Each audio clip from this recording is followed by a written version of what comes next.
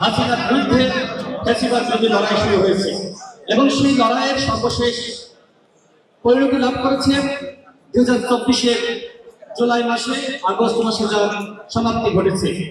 এই 36 দিনের বিপ্লবে শুধুমাত্র সাধারণ মানুষ বা সাধারণ শিক্ষার্থীরাই যে রাজপথে নেমে এসেছে সেটি নয়।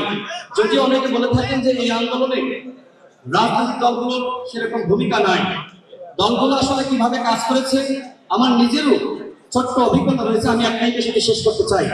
এখানে বিএনপি জাতীয় স্থায়ী কমিটির সদস্য সালাউদ্দিন ভাই আছেন, তিনি সেই সময় ভারতে নির্বাসিত অবস্থায় তার সাথে আমাদের কথা হয়।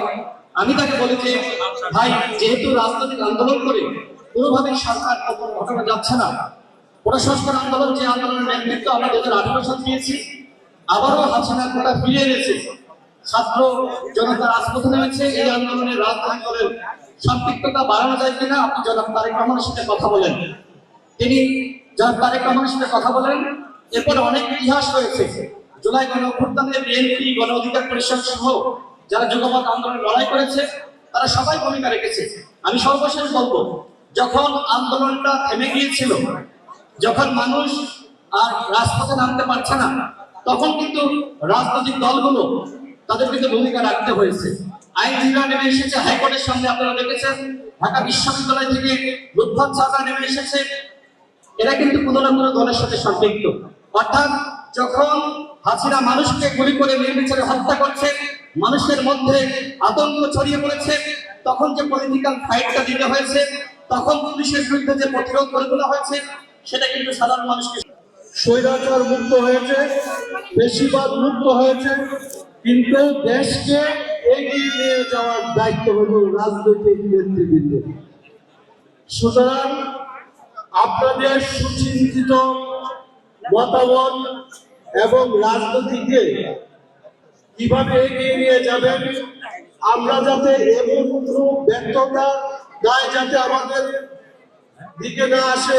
বাবার কাছে উচ্ছল উচ্ছল শিশুর চোখের ভবিষ্যৎ বাংলাদেশের সম্ভাবনা, গালে কপালে বাংলাদেশের মানচিত্র আঁকা কিশোরী তরুণীরা সেই মুক্ত বিভঙ্গ যায়। আজ বাংলাদেশে সবাই মুক্ত, শিশু কিশোর তরুণ যুবক বৃদ্ধ অন্তপুরাবাসী সকলে কেউ বাদ নেই এই পতন উদযাপনের উৎসবে।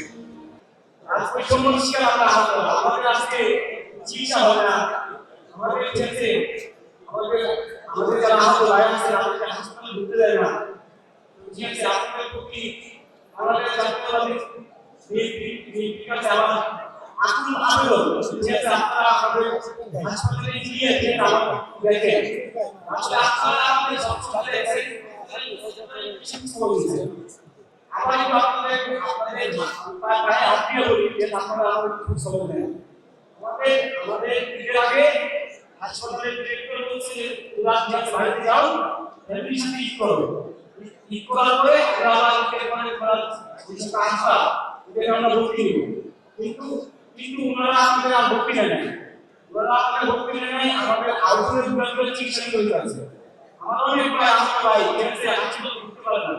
জাতীয় চক্ষু বিজ্ঞান ইনস্টিটিউটে আমাদের একটা আলোচনা ঢুকতে পারে না, কোনো চিকিৎসা হতে পারে না। আসলে আমরা কি ওই সময় চিকিৎসা কাছে চলে গেছি।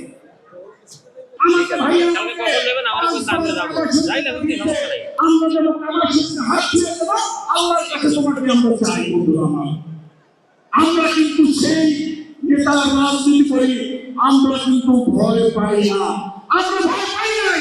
আমরা এই দেশ স্বাধীন হয়েছে, নতুন করে স্বাধীন হয়েছে, কিন্তু সর্বোচ্চ ত্যাগ কিন্তু শহীদ প্রেসিডেন্ট জিয়াউর রহমানের পরিবারের বন্ধুরা আমার, তাদের ত্যাগের দিকে তাকিয়ে আমাদের ছোট ছোট কষ্ট আমরা ভুলে যাই। আর যারা শহীদ হয়েছেন, শহীদ পরিবার আছেন, আপনাদেরকে বলে দিতে চাই, আপনারা কখনো মন খারাপ করবেন না, আপনারা কখনো ঘাবড়ে যাবেন না। আপনারা জীবনে রাখবেন, যদি তারেক রহমান